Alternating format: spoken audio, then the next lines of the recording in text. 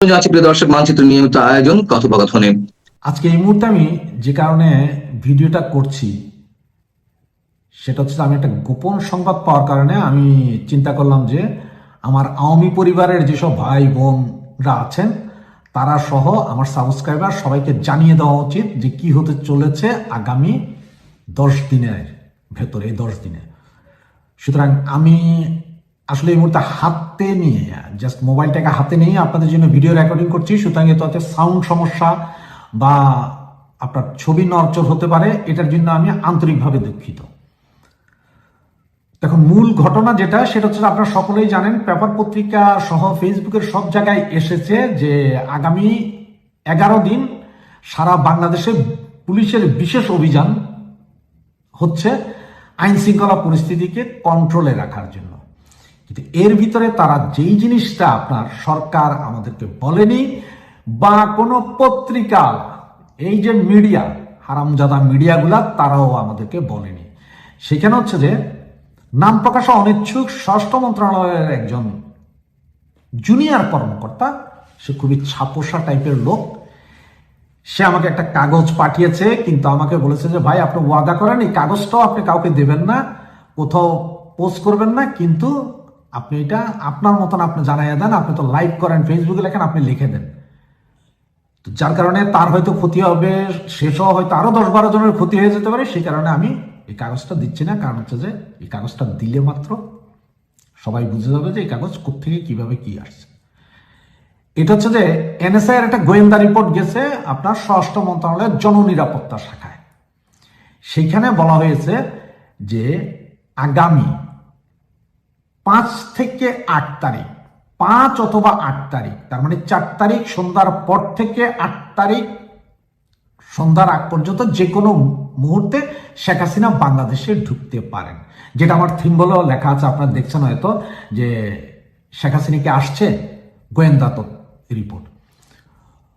এবং সেই রিপোর্টে আরো বলা আছে যে এইটা 4 তারিখ মাগরিবের পরে থেকে যে কোনো মুহূর্তে আসতে পারেন, এবং এটা উনি আসলে ব্যাপক গন্ডগোল হবে। সারা দেশে আওয়ামী লীগ, ছাত্রলীগ, যুবলীগের ছেলেপেলেরা এরা রাস্তায় নেমে পড়বে, আনন্দ উল্লাস করবে, মারামারি করবে, অনেক কিছু, মানে যার পর নাই ওদের যেমন ইচ্ছা তেমন লেখা হয়েছে যে এইভাবে শেখ হাসিনা আসতে পারে, যে 8 তারিখের ভেতরে, 5 তারিখ মাগরিবের পর থেকে যে কোনো মুহূর্তে, মানে 8 তারিখ পর্যন্ত। সুতরাং গোয়েন্দারা যেই বিষয়টা সরকারকে বলছে যে এখনই যদি এই আওয়ামী ছাত্রলীগের লোকজনকে ধরা না যায় বা ওদের যদি একটা প্রেশারের ভিতরে না রাখা যায় তাহলে একটা ম্যাসাকার হবে।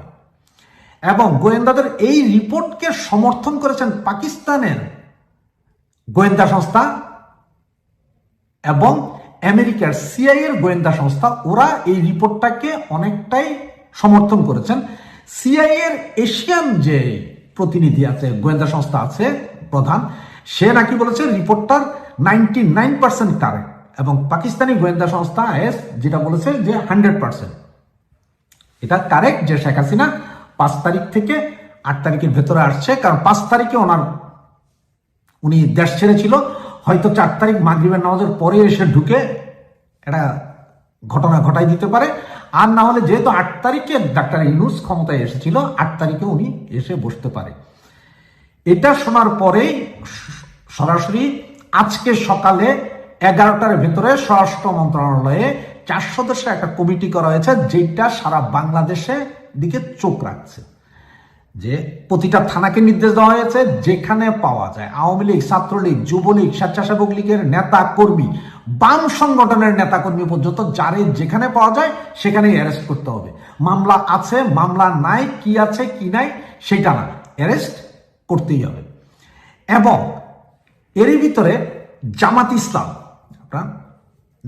ইসলাম তাদের সূরা কমিটির মিটিং এ, আসরের নামাজের পর তাদের সূরা কমিটির নাকি একটা গোপন মিটিং হয়েছে, যেখান থেকে সারা বাংলাদেশের সমস্ত শিবির, জামাত শিবিরের নেতাকর্মীদেরকে বলে দিয়েছে যে যেখানে যে এলাকায় এই আওয়ামী সমর্থিত আওয়ামী পরিবারের কাউকে বা এই বামের কাউকে যদি দেখো, তোমরা সাথে সাথে নিজেরা না ধরলো থানা পুলিশকে ঘেরাও করে খবর দিয়ে দিবা, ইনফরমেশন দেওয়ার জন্য থানা পুলিশকে প্রপার। থানা পুলিশকে বলা হয়েছে যে আগামী 4 তারিখের ভেতরে যত পারে তত উঠাই নিতে হবে সারা বাংলাদেশ থেকে আওয়ামী সমর্থন। সুতরাং আপনাদের কাছে একটা অনুরোধ, প্লিজ আগামী কিছুদিন আপনারা ধুমধাম 8-10 জন নিয়ে মিছিল করার দরকার নেই, কারণ আপনি যে এলাকায় মিছিল করবেন ওই এলাকার উপর কিয়ামত নামবে। আপনি 20 জন নিয়ে মিছিল করবেন, 300 জন ধরা পড়বে। হোটেল, ঢাকা শহরের যতগুলো হোটেল আছে, ঢাকা সহ আশপাশের যত হোটেল আছে, সস্তা দামি থেকে উচ্চ দামি, সবগুলোতে রেড হবে, এবং সেটা আজকে রাতের থেকেই হবে।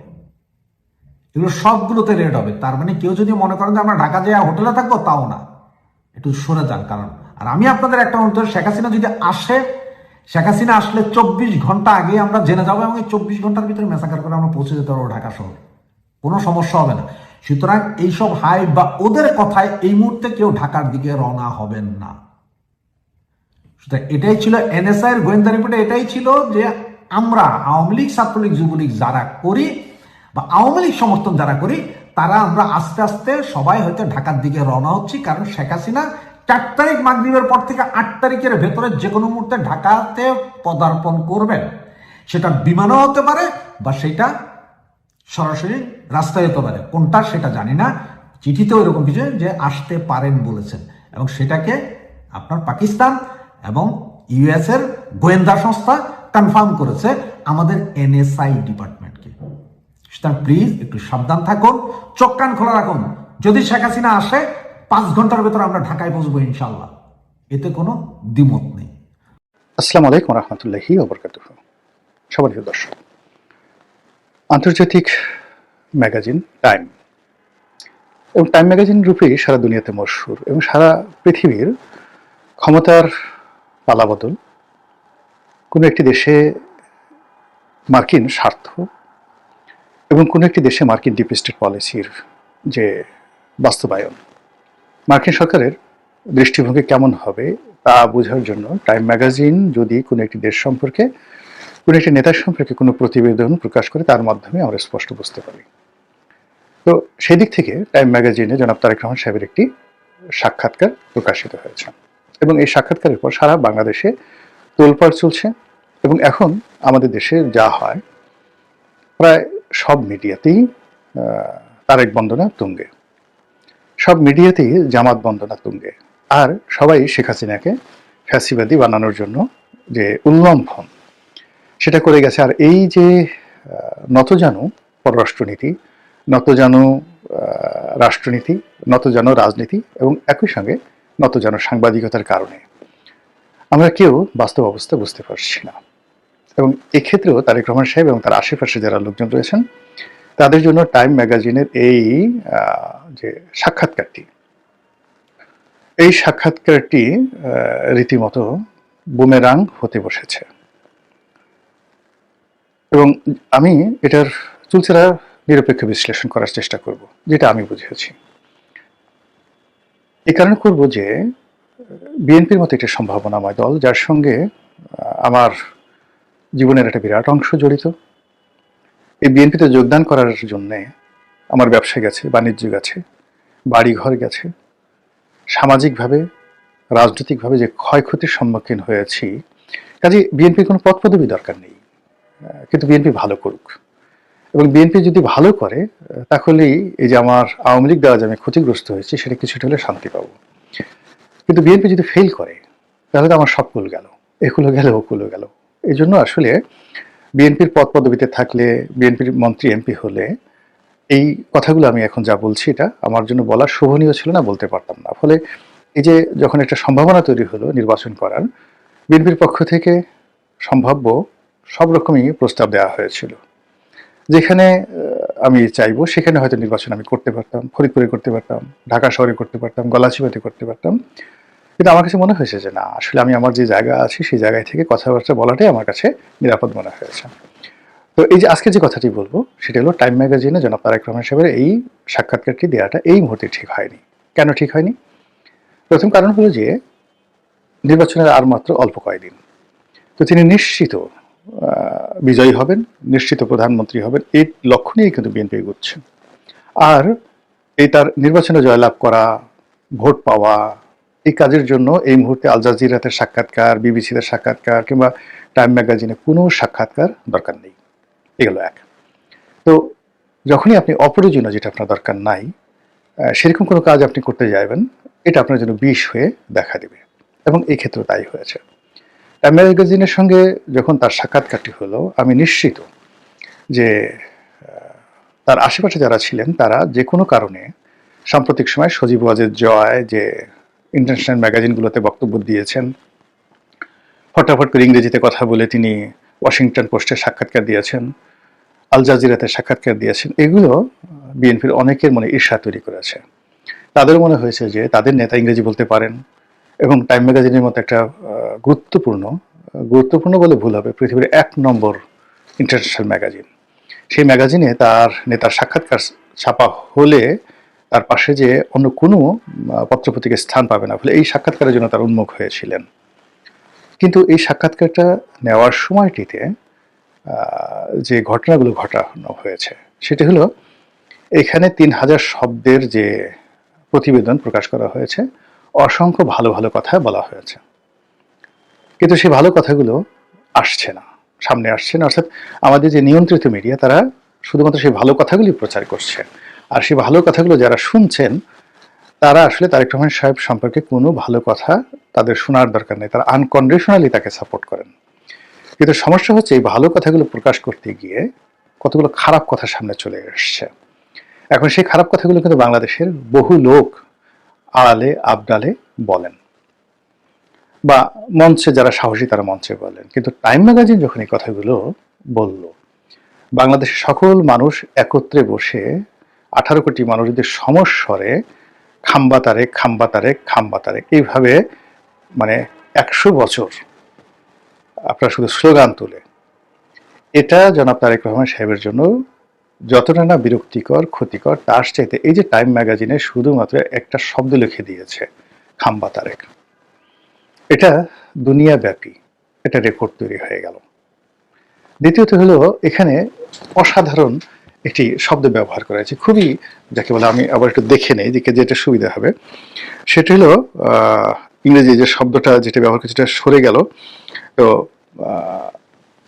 খুবই মানে বাইবেলিক একটা শব্দ, বাইবেলিক একটা শব্দ প্রো দিয়ে আর কি, মানে শব্দটা যেহেতু সচরাচর ব্যবহৃত হয় না, আমি ফোনে সেটা রেখেছিলাম, বাট আমি যেহেতু এখন রেকর্ড করছি সেটা আমার মনে আসছে না, কিন্তু আপনারা বুঝতে পারবেন যে শব্দটা ব্যবহার করা হয়েছে, এই শব্দটি বাইবেলের একটি কাহিনীর প্রেক্ষিতে এই শব্দটি, যে ওই শব্দ দিয়ে একটা সন্তান ব্যবহার করা হয়েছে। তো তারেক রহমানের ক্ষেত্রে ব্যবহার করা হয়েছে যে তারেক রহমান ওইরকম একজন সন্তান।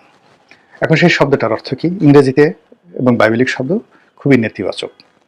মানে আপনি যদি একটা মানুষকে যত রকম বদনামি দিতে চান, আপনার যা মনে আসে, এই যত খারাপ শব্দ আছে, অর্থাৎ কাউকে যদি আপনি কুপুত্র বলতে চান, মানে যা কিছু বলতে চান, আমি কোনো কিছু বাদ রাখলাম না, আপনার মুখে মনে যা আসে এইভাবে 1000টি গালি আপনি দিয়ে দেন একজন মানুষ সম্পর্কে। সেই গালিগুলো একত্রে করার জন্য যে ইংরেজি যে শব্দটি, সেই শব্দটি ওটা।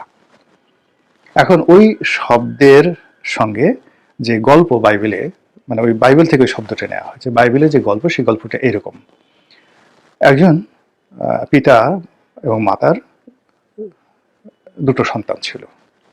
বড় সন্তানটি বড়ই বদমাইশ, এবং এত বদমাইশ যে মানে কুলাঙ্গার যাকে বলা হয়, এবং তার কারণে পিতৃগৃহে পিতার সংসারে রীতিমতো জাহান্নাম শুরু হয়ে গেছে। সে পিতার সহায় সম্পত্তি লুট করে, এরকম কাজকর্ম করে পিতার যে সম্মান সেটা হানি হয়।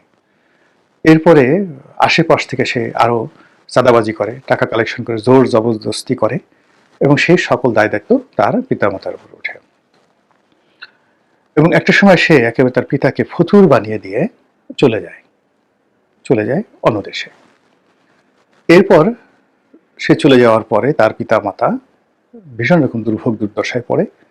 একসময় পিতা মারা যায়, তার সেই ভাই, একমাত্র ভাই মারা যায়। মারা যাওয়ার পরে সে ফিরে আসার পরে সে যখন এই অবস্থা দেখে, তখন তার খুব অনুশোচনা হয় যে আমি কি করেছি, আমার কারণে আমার ভাই মারা গেল, আমার কারণে আমার বাবা মারা গেল। তো এরপরে আর ওই কাহিনী ওখানেই শেষ। অনুতপ্ত পুত্র, তার সঙ্গে সঙ্গে ওই যে শব্দটা বললাম, তো ওই পুত্রের যে অনুতাপ, সেই অনুতাপ হলো তার অতীত সকল কুকর্মের জন্য। সেই শব্দটি এখানে টাইম ম্যাগাজিন ব্যবহার করেছে। এখন বাংলাদেশের পত্রপত্রিকা তো ওই যে ভাসুরের নাম মুখে আনা যাবে না, তারেক রহমান সাহেব সম্পর্কে এখন কোনো নেতিবাচক কথা বলা যাবে না, বা টাইম ম্যাগাজিন কেন এই শব্দটি ব্যবহার করলো তাকে আমাদের কোনো সাংবাদিকরা প্রশ্ন করতে পারবে না, ইত্যাদি অনেক কিছু।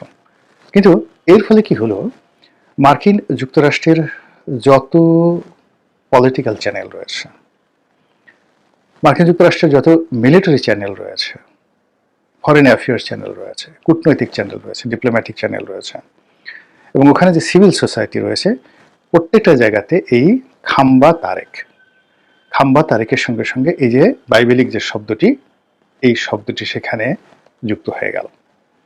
যুক্ত হওয়ার ফলে কি হলো, জনাব তারেক রহমান সাহেবের এই যে সামনে ক্ষমতা গ্রহণ, সেই ক্ষমতা গ্রহণের ক্ষেত্রে আমেরিকার সমস্ত নীতিটা তার বিপরীতে কাজ করবে। এই অল্প যে 10 দিন আছে, সেই 10 দিন মার্কিন যুক্তরাষ্ট্র তার সকল শক্তি বিএনপি এবং তারেক রহমান সাহেবের বিরুদ্ধে ব্যবহার করবে, এটা লিখে রাখেন, আমি যতটুকু জানি। কেন করবে? প্রথমত হলো যে 2001 থেকে 2006 সাল পর্যন্ত আমেরিকার সঙ্গে বিএনপির যে সম্পর্ক, এটা তলানিতে পৌঁছে গিয়েছিল, এবং ওই সময়টাতে মার্কিন যুক্তরাষ্ট্রের যিনি রাষ্ট্রদূত ছিলেন বাংলাদেশে, তিনি জনাব তারেক রহমান সাহেব সম্পর্কে যে প্রতিবেদন পাঠিয়েছিলেন, সেই প্রতিবেদন খুবই জঘন্য একটা প্রতিবেদন তিনি পাঠিয়েছিলেন, এবং ওই সম্পর্ককে কেন্দ্র করে এখনো পর্যন্ত আমেরিকার সাথে কিন্তু বিএনপির এবং তারেক রহমান সাহেবের সম্পর্ক গ্রিন চ্যানেলে আসেনি।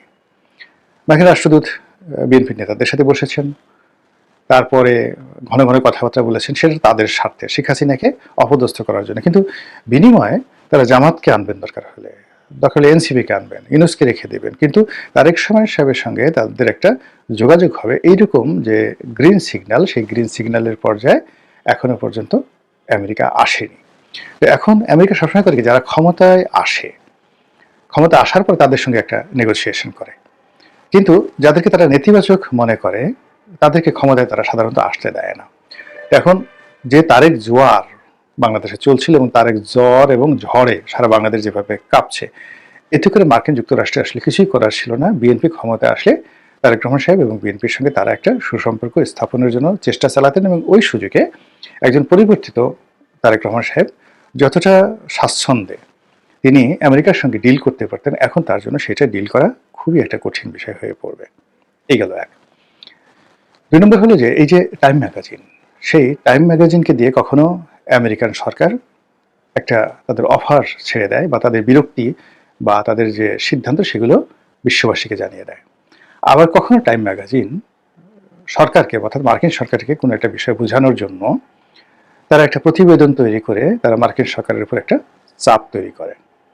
এখন এই যে তারেক রহমান সম্পর্কে যে কথাগুলো তারা বলেছে তিনি উত্তরাধিকার সূত্রে এই পদে এসেছেন, এবং তাকে একজন পলিটিশিয়ান হিসেবে, রাজনীতিবিদ হিসেবে টাইম ম্যাগাজিন এখানে কোনো স্বীকৃতি দেয়নি। তার উইল ফোর্স, তার ডিজায়ার, তার পরিকল্পনার কথা তারা প্রকাশ করেছে, এটা তারেক রহমান সাহেবের একান্ত ব্যক্তিগত। কিন্তু যখন তারেক রহমান সাহেবকে তারা আইডেন্টিফাই করেছে তার পিতার পুত্র হিসেবে, আইডেন্টিফাই করেছে তার মায়ের পুত্র হিসেবে, আইডেন্টিফাই করেছে তার অতীত কর্মকাণ্ড, ঘুষ, দুর্নীতি ইত্যাদি কর্মের যে তিনি যে পেট্রন ছিলেন, শুধু পেট্রন না, মাস্টার মাইন্ড ছিলেন, এই জিনিসগুলো তারা বুঝিয়ে দিয়েছে। ফলে আমেরিকার যে কোম্পানিগুলো বা রাষ্ট্র তাদের সাথে, বাংলাদেশের সাথে যে ব্যবসা বাণিজ্য করবে, ব্যবসা বাণিজ্য করতে গিয়েই তাকে ব্রেনের মধ্যে আনতে হবে যে এই সরকার যদি ক্ষমতা থাকে, বিএনপি সরকার, তাহলে সর্বোচ্চ স্তরে তাকে একটা কমিশন দিতে হবে, তাকে ঘুষ দিতে হবে, দুর্নীতি দিতে হবে, দুর্নীতির সঙ্গে তাকে জড়াতে হবে। এই যে বিষয়গুলোর মধ্যে একটা গোজামিল তৈরি হয়ে গেল, এই গোজামিল থেকে বিএনপি এবং তারেক রহমান সাহেবকে কেন তার আশেপাশে যারা লোকজন রয়েছেন, এই সাধারণ একটা বিষয় কেন তারা তাকে এই মুহূর্তে নিরাপত্তা দিতে পারলেন না? তার নিরাপত্তা কি বুলেট প্রুফ গাড়িতে? তার নিরাপত্তা কি বুলেট প্রুফ বাসে? তার নিরাপত্তা কি, মানে যাকে বলা হয় এখন যে সমস্ত কর্মকাণ্ড করা হচ্ছে, বা তার ক্ষমতা গ্রহণ, ক্ষমতা আরোহণ, প্রধানমন্ত্রী হওয়া, এগুলোর জন্য কি কি নিয়ামকগুলো দরকার, সেগুলো ওনার আশেপাশের লোকজন যে ঠিকমতো চালাতে পারছেন না, করতে পারছেন না। এই অল্প সময়ের মধ্যে যে দৃশ্যগুলো দেখা যাচ্ছে, বা যে কথাগুলো শোনা যাচ্ছে, যে বিষয়গুলো সামনে চলে এসেছে, তাতে করে আপনি তালি দিতে পারবেন, প্রচুর তালি দিতে পারবেন, আপনি আবেগপ্রবণ হতে পারবেন, হাহা করতে পারবেন যে হাই হাই এর চেয়ে বড় নেতা আর হয় নাকি, এত সাধারণ পোশাক, নিজের হাতে প্লেন থেকে হাত দিয়ে সুটকেস নামান, এর চেয়ে তো মহানুভবতা হয় নাকি। মানে এই জিনিসগুলো প্রয়োজন নেই। আমি দেশের প্রধানমন্ত্রী হব, আমাকে কেন সুটকেস হাতে করে নামাতে হবে? আমি নিজে যেখানে একটা বুলেট প্রুফ গাড়িতে চড়ে বেড়াচ্ছি, সেখানে আমার একটা ভালো শার্ট থাকতেই পারে, হাতে একটা ভালো ঘড়ি থাকতে পারে, আমার জুতা কেন ছেঁড়া জুতা হবে? অনেকগুলো বিষয় আছে, ছোটখাটো বিষয়গুলো নিয়ে দেখা তারেক রহমান সাহেবকে বড় বানানোর চেষ্টা করানো হচ্ছে, কিন্তু যেগুলো সব বুমেরাং হয়ে যাচ্ছে। সবাই বলছে এগুলো অভিনয়, কিন্তু এই জিনিসগুলো যদি তিনি প্রধানমন্ত্রী হওয়ার পরে করার চেষ্টা করতেন, তখন ভিন্ন একটা প্রেক্ষিত তৈরি হতো। 2 নম্বর হলো যে ধরুন তার প্রধান লিগেসি তার বাবা, তো তার বাবার যে লিগেসি, সেই লিগেসির জন্য তিনি কিন্তু তার জীবদ্দশায় কখনই সম্মানিত বা ওইভাবে রিগার্ডেড ছিলেন না। তার প্রতি মানুষের সহানুভূতি বেড়েছে তার মৃত্যুর পরে, এবং তার মৃত্যুর পরে জিয়াউর রহমান সাহেবকে যারা তুলে ধরেছেন, এদেশের কবিয়াল, সাহিত্যিক, গায়ক, তারপরে গায়িকা, তাদের সঙ্গীত শিল্পের সংস্কৃতি থেকে জিয়াউর রহমানকে তুলে ধরেছেন তার মৃত্যুর পরে। 2 নম্বর হলো যে ওখানে জিয়াউর রহমান সাহেবের সঙ্গে ফজলে লোহানীর মতো একজন মেধাবী সাংবাদিকের পরিচয় ছিল, এবং একটা মাত্র বাংলাদেশ টেলিভিশনের ছোট্ট একটা সাক্ষাৎকার জিয়াউর রহমানের মৃত্যুর পরে, তারেক রহমান সাক্ষাৎকার আছে, কোকোর সাক্ষাৎকার আছে, ওই যে ছিঁড়া গেঞ্জি ভাঙ্গা সুটকেসের যে কাহিনী তিনি বর্ণনা করেছিলেন, যেটি জিয়াউর রহমানের সততার উপর একটা বিরাট ছিল পড়েছে। একইভাবে বেগম জিয়াকে তার সম্মান পাওয়ার জন্য জেলে যেতে হয়েছে, জেল থেকে বের হতে হয়েছে, নিঃসঙ্গভাবে অসুস্থ হাসপাতালে বছর পর বছর কাটাতে হয়েছে, এবং সর্বশেষে মারা যাওয়ার পরে এই যে জনগণের সহানুভূতি, সম্মান জানাজার মাধ্যমে ফুটে উঠেছে।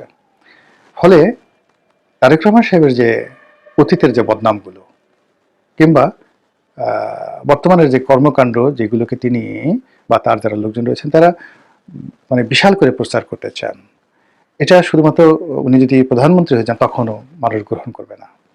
গ্রহণ করবে এমন একটা সময়, যে সময়টা ওই যে অতীতে তার বাবার জন্য প্রযোজ্য হয়েছে, তার মায়ের জন্য প্রযোজ্য হয়েছে, এছাড়া এই লিগেছি হয় না। শেখ হাসিনা কি সর্বোচ্চ চেষ্টা করেননি? কিন্তু হয়নি, এই জিনিসগুলো হয়নি।